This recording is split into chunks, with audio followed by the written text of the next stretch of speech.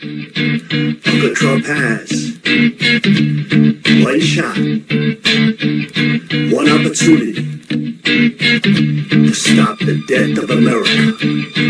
One moment. Evil minds that plot destruction,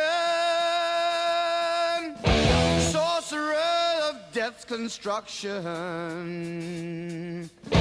In the fields of bodies burning, as the war machine keeps turning, death and hatred to mankind, poisoning their brainwashed minds. Oh Lord, yeah.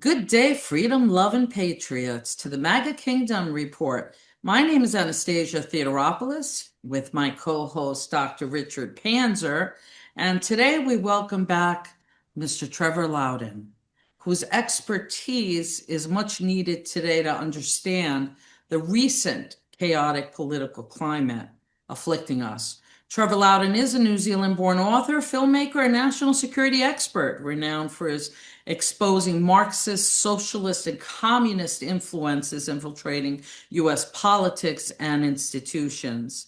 Welcome back to the show, Trevor.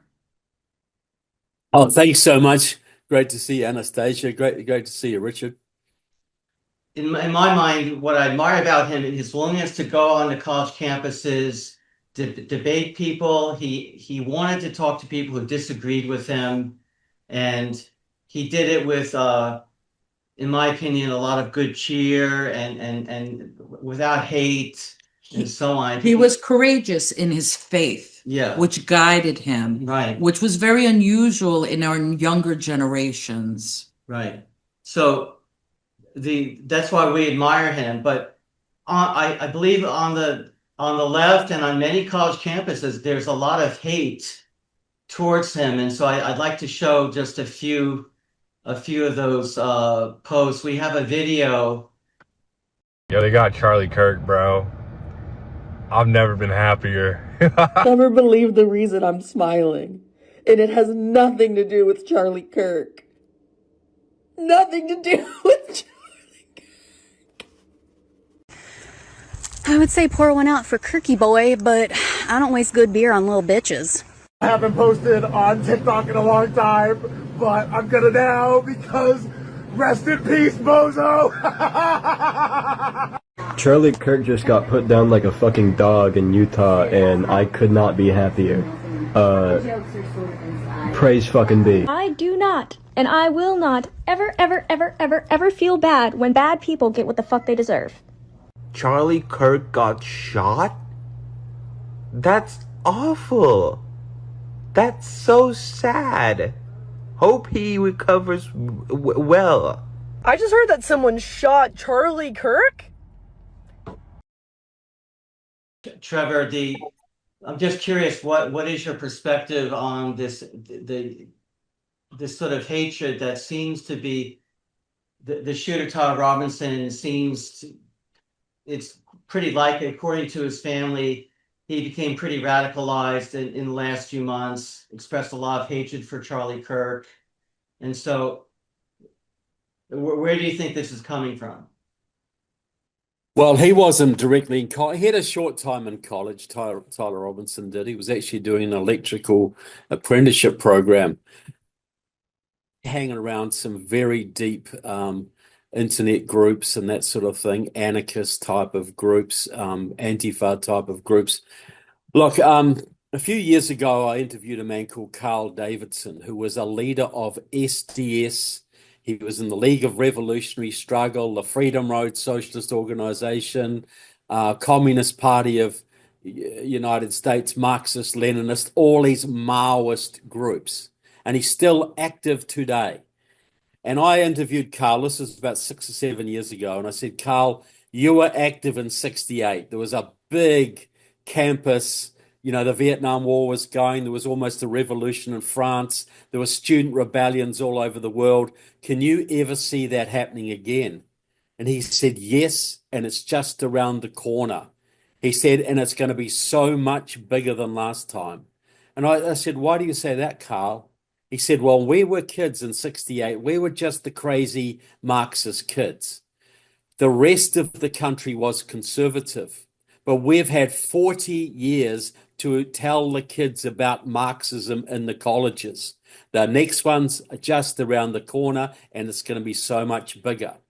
This is a direct result of 40 to 50 years of Marxist takeover and indoctrination in the institutions of so-called higher learning. This is sociology, psychology, history, all of these left-wing classes. And they have the left-wing slant and everything. Now it's in high schools as well.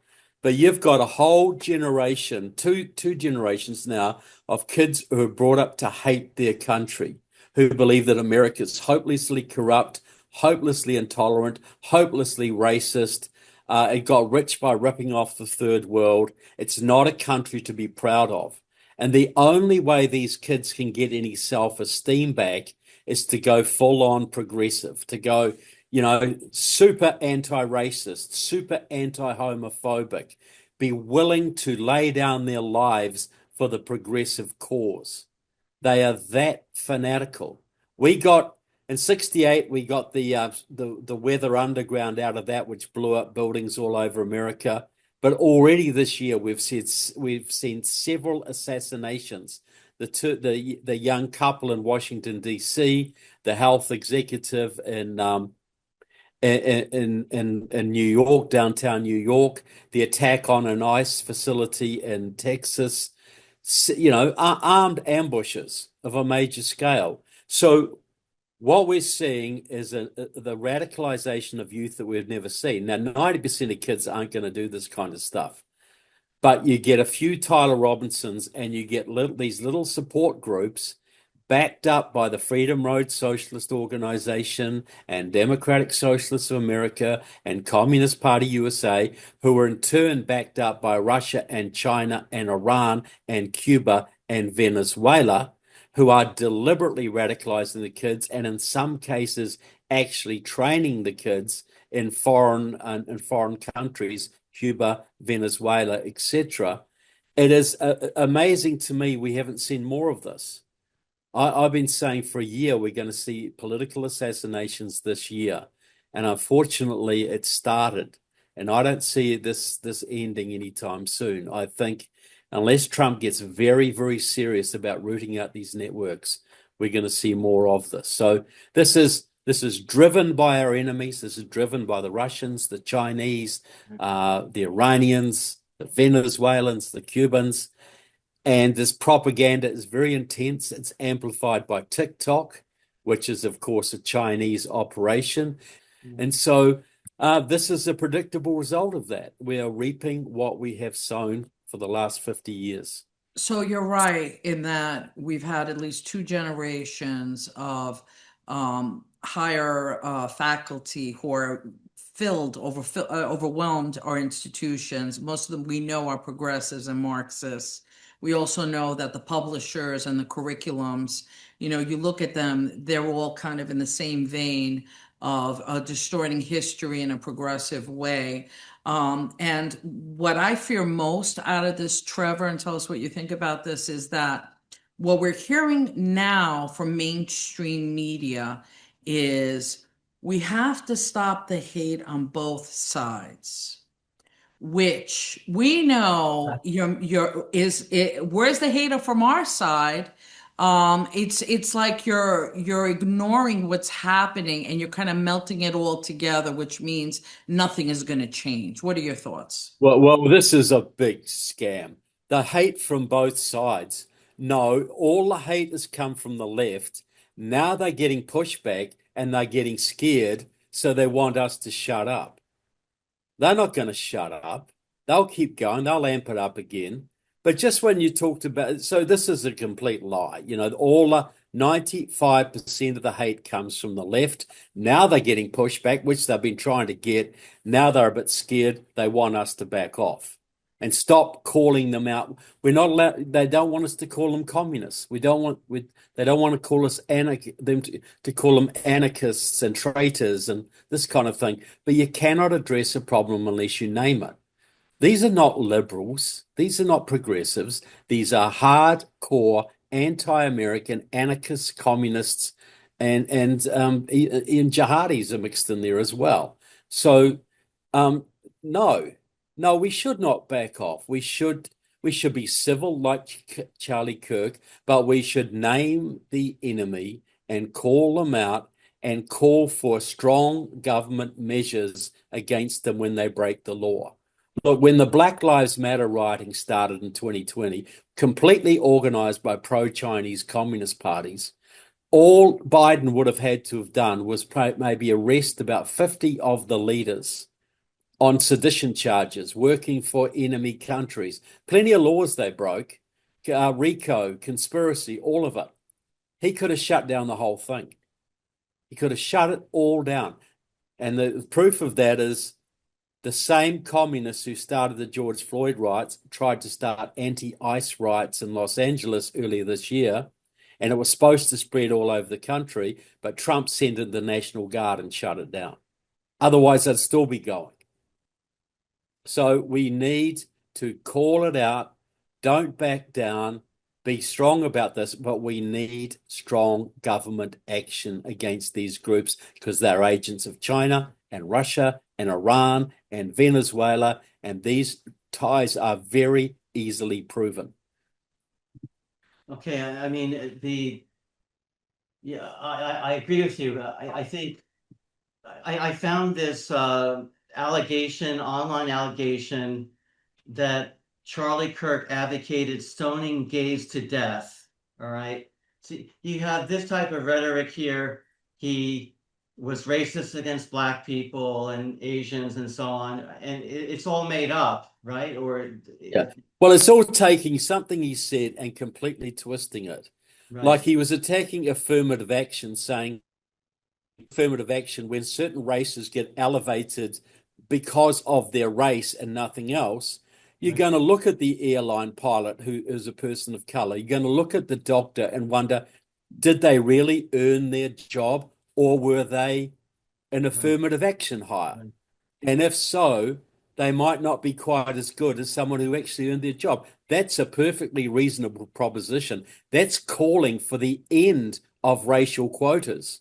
That's not racism. That's the opposite. But that's something the left would say, it would take and say, well, Charlie Kirk thinks people of color are inferior.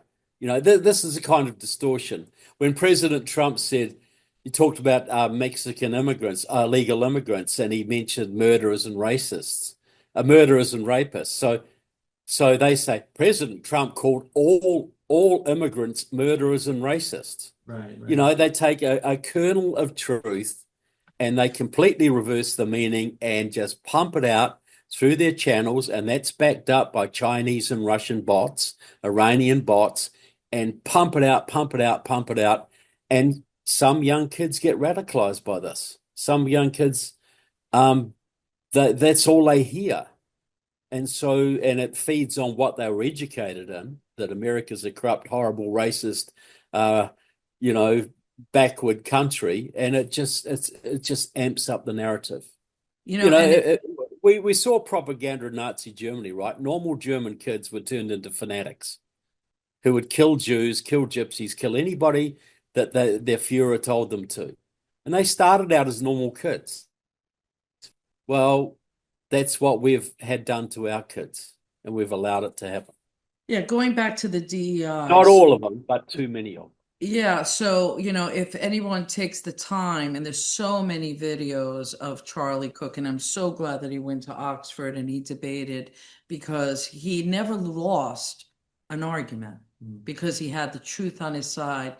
He knew scripture and he knew facts. He was a very well-educated, not scholastic, there's a difference, really well-educated young man, which was a huge threat. But with every DEI argument, and there were many who came up there, he would, for example, say the same thing pretty much, which was, let's say it was an African-American young lady and she was pro DEI, and he would just end the conversation with this, which was, as a white man, tell me the one thing that I can do that you can't. And he used to end it always like that, because the reality is the response would be, there's nothing you can't do that I can't do. So then why do you need DNI? It ends the whole conversation. Well, I mean, the agenda is to have young people, from an African American background, focused on what happened 200 years ago, focused on resentment for the past, so that they're paralyzed and they can't take the opportunities that are available right now. And the only alternative is them to be campus activists to demand more government control and quotas. Well, Marxism started out as a movement to energize the disenfranchised economically in society, the poorer classes, the indigent, the poor people, and they were told they could never rise into the middle class. They were always going to be exploited. That was going to get worse and worse and worse, and the only way out is revolution. But that didn't work in America, because you can start out dirt poor and end up filthy rich in America, or the other way around, Right. But so what did they do? They went into gender politics. Women are always oppressed. Then gays are always oppressed. Then people of color are always oppressed. It's an endless search for new victims. We never heard of the transgender movement up till a few years ago, but that was just a logical extension. Just, we're running out of victims. We have to make another class of victims. And so all these kids, like this young man who was living with a transgender another young man, a transgender guy. And so, he's looking at this. He's told that his friend is being oppressed, that Charlie Kirk and Trump are inciting hatred against someone he is in a relationship with. He's going to feel aggrieved. Then he's online and he's probably a member of certain groups who amp up the same thing. And the answer to all his problems is to getting rid of people like Trump or Charlie Kirk. That's the answer. And I just want to add something here too that might people understand a bit easier. I think all of us have probably seen Hogan's Heroes at some stage in our lives. A famous old TV program, Hogan's Heroes. And it was about American and British and French prisoners in a German prison of war camp during World War II. And it was all about how clever the prisoners were. They would rip off the Nazis and bomb the Nazis, assassinate them, trick them, fool them, make them look like idiots. And they would blow them up. They would kill them. And we all cheered and laughed because they were Nazis. They were the most evil people in the world. So therefore, it's not just okay to kill Nazis or steal from them. It is your moral obligation. So when many of the college kids in this country think that Republicans are Nazis, are fascists, that Trump is a Nazi, that Charlie Kirk is a Nazi, it's your moral obligation to stop that. And there are no moral limits on how you do that. Stealing, cheating in elections, ripping off the man, assassinating the man. It's not just permissible, it's a moral imperative. When you get a situation where millions of young kids think this country is run by Nazis, and they are progressive believers who believe that this is an unjust society, what do you think some of them are going to do? Well, absolutely. I mean, if Trump is Hitler and all his supporter, I mean, of course, more than half the American population voted for Trump, so that makes more than half the American population are Nazis. Yeah, exactly. But Now, Look, let I'll me. tell you, I'd love to give a little example here. I went to an event in South Dakota, I was speaking, and it was a Tea Party event, and most of the people there were over 70. Most of them were grandmothers or granddads, the most kindest, gentle people you could ever imagine. And a few little teenagers turned up. One was a young girl about 16, and she didn't know, I was standing outside. She didn't know I was the speaker. And she came up to me and said, "Oh, where's the meeting?" And I said, "Oh, it's in here." And I said, "What are you coming for?" I'm gonna heckle the Nazis. And I said, "The Nazis?" She said, "Yes, this room's full of Nazis." I said, who told you this? This girl was about 16, in high school. I said, "Oh, the leader of our group said they're all Nazis and we're going to go in and give them a hard time." And this was the most unlikely group of Nazis I have ever seen. Yeah. You know, I doubt many of them were less than 60, or most of them were over 70, I think. Just gentle, nice people. Right. Okay, there you have it. Of course, you have a majority of the professors teaching at these universities, and a lot of them in the high schools and even middle schools, who are pro-Marxist. Do you agree with that? Is that accurate? Well, Or? look. Yeah, one of the first things the communists did in this country, especially after World War II, they infiltrated the journalism schools, they infiltrated the universities, the theological colleges, and the teachers' training colleges. Because if you can indoctrinate the journalists and the teachers, the academics and the religious leaders all into left-wing thought, they'll do it. They'll indoctrinate the kids for you. They'll do it. Right. And just here's an example.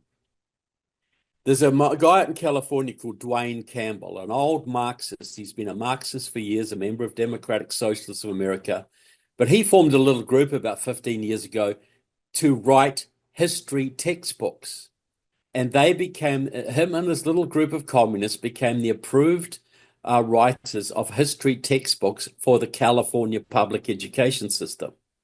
So all through California, Dwayne Campbell writes their history textbooks. And as California is one of the biggest states, their textbooks get picked up and used all over the country. So you want to read one of his books. It's all about Cesar Chavez. It's all about, Mexicans being oppressed. And it's just Marxism, Marxism, Marxism. How? Because the textbooks are tightly controlled. And if you can get into the textbook writing operation, you can pump left-wing textbooks into high schools all over the country, not just in your county, but all over the country. And this is how they do it. This is why getting rid of the Department of Education is a good idea. And another one, there's a company in Chicago called the Erickson Foundation, an organization set up by Barbara Taylor Bowman, the mother of Valerie Jarrett, Barack Obama's right-hand lady. This Erickson Institute is named after a Marxist professor, and they write much of the early childhood education materials in this country, like for kindergarten, right? And they are partnering with the Chinese Communist Party to send American information to China and use Chinese information and textbooks translated in American kindergartens. So this isn't just college people. This is 3-year-olds are getting this stuff. So is it any wonder many of our kids don't really understand the American experiment, don't understand American history, and what they do understand, they hate? It's a miracle we got any patriots left. So let me ask you another question, Trevor, because, God works in mysterious ways, and having President Trump's life saved so that there are certain things that are being exposed, and people are being waken up to certain things. For example, that government cannot be trusted. We have someone like RFK Jr. right now who's unveiling and peeling off the layers of the onion of the medical industry and big pharma that has been very corrupt and run purely for financial benefit and at the cost of a lot of health, people would say. When Yes. things like this are being exposed, doesn't that question, well, Big Brother, government, is it really looking out for us little folk? Yes. Well, I think we've had some incidents, right? We had the COVID, which was given to us by the Chinese, and that made a lot of people wake up and think, well, maybe the government isn't my friend, and millions of them. And then this has paved the way for RFK to get in there and clean up a lot of the problems, a lot of the huge problems. We saw Black Lives Matter, another Chinese operation, but that also woke a lot of people up. We saw the election stolen in 2020, another Chinese operation, but that gave Americans a glimpse of the so-called deep state. They finally saw what was happening. And during COVID too, millions of Americans were sitting at home, finally reading their kids' school textbooks and sitting in on their kids' Zoom sessions. And when that bullet nicked Trump's ear, that told me that God does not want this country lost. But a brave man died that day. Corey and Pretori died on the ground shielding his family. That told me God does not want this country lost, but we must be willing to sacrifice. Amen. We must be willing to put in the work. I don't mean our lives. I mean work, money, dedication, commitment. And then when Charlie Kirk, one of our greatest hopes for the future, is so cruelly taken away, that is something I think will be the moment that millions of future conservatives and patriots will tell you that's when they woke up. That's when they saw through it, and we can't afford to delay any longer. Like 9/11 woke a lot of people up. There are certain events, and I think Charlie Kirk's tragic assassination, there's a silver lining to every dark cloud, and that silver lining will be the people up. I think Mr. Tyler Robinson will come to deeply regret. If he was trying to still Charlie's voice, I think he's done the opposite. Right. And of course, the personal consequences for himself and his family are horrific. But he achieved the opposite of what he intended to do, I think. I think also there's so many stories to look at in this horrific incident. You had two parents who were raising children of conservative values, and one of their children became, to a certain degree, almost demonically possessed by the influences of these radical groups. And in the end, it was not really the CIA or the FBI who, figured things out, or the police or whatever. It was a mother who recognized her son, as much as it hurt her, to call her husband and say, I think that's our son. Can you please take a look? And for them to come to terms with the right thing is, in knowing our state, that if this is true, we will be giving our son away to the death penalty. And to make that decision as Christians of what is right in a horrific situation. And that in itself, so many people are tested. When the time comes for you to be tested, will you be able to do the right thing? So many people were tested. This is my point. Yeah, I mean, Tyler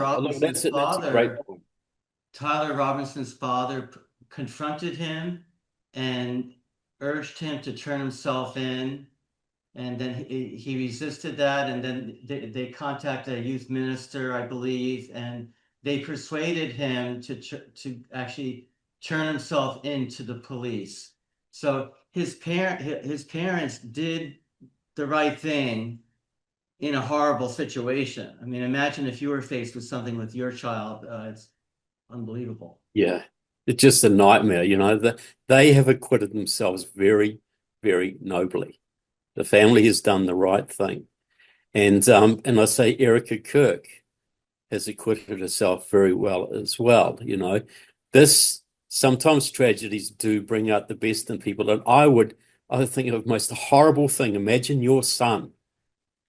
You know, you could see him going off the rails a little bit, but you never imagined he would do something like this. And now you got to turn him in where he could be facing the death penalty. Can you imagine that? But what choice does a moral person have in those circumstances? So, you know, there's always, you know, this is, God allows some horrible things to happen. He doesn't engineer, he allows them to happen.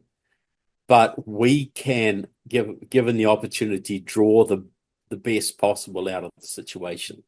We can see an example of Charlie's example, Erica Kirk's example. We see the Robinsons family example. All of those are examples of nobility, which we can draw something from. So, you know, I'm not making light of his death at all, but I'm just saying we all know that good things can come from dark times. And I think the impact of Charlie's death will live on for a very long time in a positive way. Absolutely. Listen, there's one other issue I want to ask you about, which is the influence of the extreme right, like people like Nick Fuentes. I have a video. A new Groyper war against the Trump campaign until we can figure out what the hell is going on. I'm declaring a new Groyper war. You have alienated us. You have ignored us. You don't listen to our concerns. We have been left behind. The Trump movement and the GOP have moved on without us. It serves Israel and corporations and immigrants, but it doesn't serve Native Americans. What about Native Americans? What about Americans? What about young white men? But what about us? Charlie Kirk is to the right of Trump on immigration. That's unacceptable. So I think it's time for another Groyper war. We're bigger, better, stronger than ever. I'm on Twitter. I'm on Rumble. This is a big live stream every night. We have allies, so I think it's time to up the ante a little bit. And this time, we're going all out. Just this once. And we will bring the energy. I'm done. I'm done playing around. I'm done sitting on the sidelines and complaining. Are you happy? I'm done sitting around and being blamed and accused, complaining about how it's not going well. I'm going to use my leverage. I'm going to do something about it. We have power. It's just a question of whether they want to get on board or get out of the way. That's the question. But we will bring, the Groypers will bring the energy. Memes, edits, replies, trolls. Get with us or get the fuck out of the way. Groyper War 2 coming soon.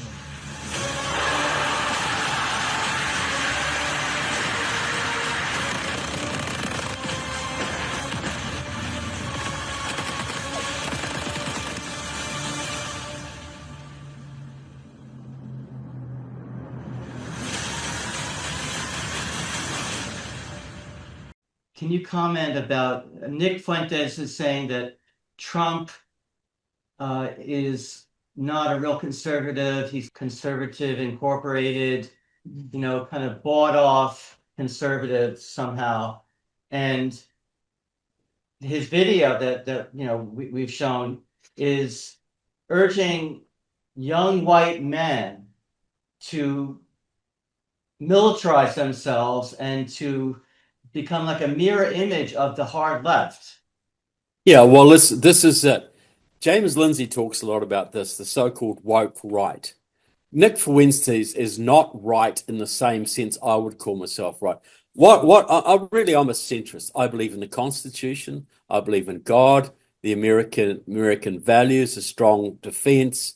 helping our allies, the American free enterprise system, all of the things that were common on the conservative movement, under Reagan and that era. You knew if you were a conservative under Reagan, you were pro-Israel, you didn't like communists, you supported the Constitution, you wanted to defend the country, you believed in a sound education system, God, Constitution, country, kids, Well, now the people who are infiltrating the conservative movement, the Nick Fuentes, etc., many of them are drawing inspiration from the Russians.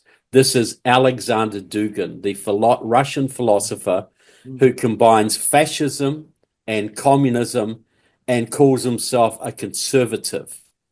These people do not support the Constitution. They do not support American values. They are, as you say, a mirror image of the left. They are violent. They are anti-Semitic. They are racist. They are not a part of my movement. I don't want anything to do with them. But this kind of thinking has infested Tucker Carlson. It has infested a lot of people that we have looked up to in the past. Have you seen how anti-Semitic Tucker Carlson has gone? Have you seen how anti-Semitic Candace Owens has gone? This is the same Russian influence. It's no accident that Tucker Carlson interviewed Alexander Dugin, the Russian philosopher who's openly called for civil war in America on many occasions, has written about it. He is openly trying to foment. He's already out there now tweeting about how Americans need to take up arms.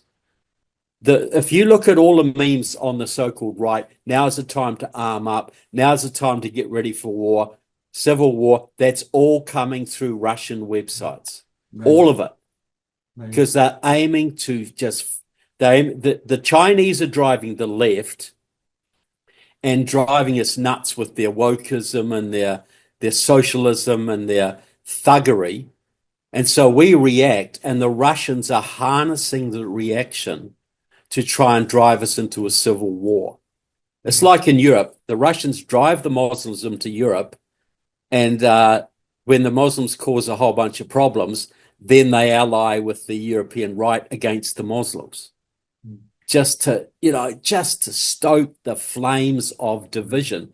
During the Black Lives Matter, Russians were putting out pro-Black Lives Matter stuff and anti-Black Lives Matter stuff to get people fighting each other. So another meme you've seen very recently, we've all seen, is it was Israel that killed Charlie Kirk. Charlie Kirk was turning against Israel, and so Israel killed him. Well, that all comes from Russian websites. Every single last bit of it is all Russian, because Russia wants to take down Israel so it can dominate the Middle East. How do you take down Israel? You got to break Israel's ties to America. They've already done that on the left through the Hamas, Students for Justice in Palestine. They've infiltrated the Democratic Party and have broken the Democrats' ties to Israel. And now they're doing it on the right, telling all these conservatives that Israel are an apartheid state, a horrible, murdering state, and now they've killed one of ours. The goal is very simple: to crash American support for Israel, particularly Republican support for Israel. So this is the kind of propaganda we are seeing exploiting this. So the communists have amped up the left just to we start to react. Most of us try and be rational and calm and try and get the government to do what it's supposed to be doing. We're not trying to be vigilantes and get into a civil war or take things in our own hands. But the Russians and the Iranians are also working that radicalized Nick Fuentes type of the Groypers and all these people to get these young men riled up. So you got violence from the right, you got violence from the left. Like here's remember Charlottesville, the Charlottesville disaster in 2017. You had big riots on the streets of Charlottesville, right?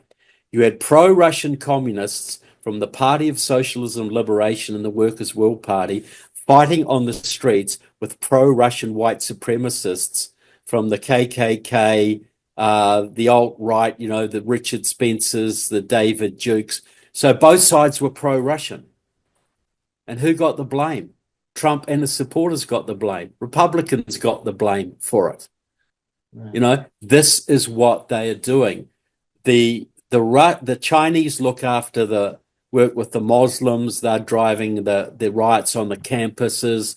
They're driving the anti-Semitism from the left. But the Russians are pushing propaganda that's now being echoed by Steve Bannon. It's being echoed by Candace Owens and Tucker Carlson and Nick Fuentes to amp up the anti-Semitism and the militancy on the right. Look, the guy who shot up, the young man who shot up the supermarket in Buffalo, New York, killed about 11 people a few years ago, pro-Russian guy, pro-Russian Dugin follower. The young man who shot up the Walmart in El Paso, but killed about 25 people a couple of years ago, another pro-Russian guy. The young man who just shot up the church in Minneapolis, another pro-Russian guy. The guy who killed 50 Muslims in my hometown of Christchurch, New Zealand, in the mosque massacres, another pro-Russian guy who loved communist China, loved Russia, and hated Trump, and the whole world was told he was a Trump supporter. Well, here's a $1 million question, I think, for Patriots, because one of our fellow guest speakers as well for the 7th Annual Rod of Iron Freedom Festival, which we're so fortunate to have Trevor Loudon live there, of course, with high alert and security, because, those are the days we live in. So his name, he has a show, a podcast called Man in America. His name is Seth Holhouse. And one of the things that he said, which was very interesting, because they're setting up a trap, okay? The communists, the Marxists are setting up a trap for the patriots, which is, one is civil war. They want us to fight back in the streets. And the other is to sit home, shut up, sit down, and ignore everything that you've ever been doing. So there needs to be a narrow path, as he called it, which means we can break their plan. But what we have to do, it's a very careful, narrow path. What is your advice? Yeah, well, I think Seth is 100% right. See, by creating a very tense and violent situation, they aim to intimidate a lot of people into just staying home. That's one path. That's the wrong path. The other path is they're working on the hotheads, the young guys, the young hotheads. Get violent.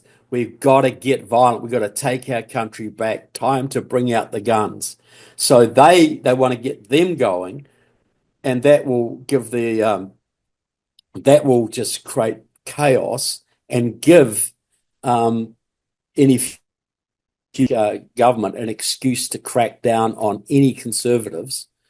And they were trying to go after all conservatives under Biden, Christian, nationalists, Catholic, observant Catholics, any chance they got. Well, you imagine a whole bunch of little groiper hotheads going out and staging a big attack or something. Imagine what the next Democratic administration would do, who they would come after. So there is a narrow path. Follow the Constitution, be sane, be rational, tell the truth, but not in an overly provocative manner if you can help it, but call on the government. Keep on calling on the government to use the laws they have available to actually crack down on lawbreakers. Now, that's all lawbreakers, but 98% of the lawbreakers will be on the left. Yes, there will be some, others, I'm sure. But if the government would just crack down, we proved that with Los Angeles. When Trump sent in the National Guard, the riots stopped. When Trump sent the National Guard into Washington, D.C., what happened? It's very clear there are the laws on the books against foreign agents working in this country. There are laws on the books against communist subversion going across state lines to commit a riot.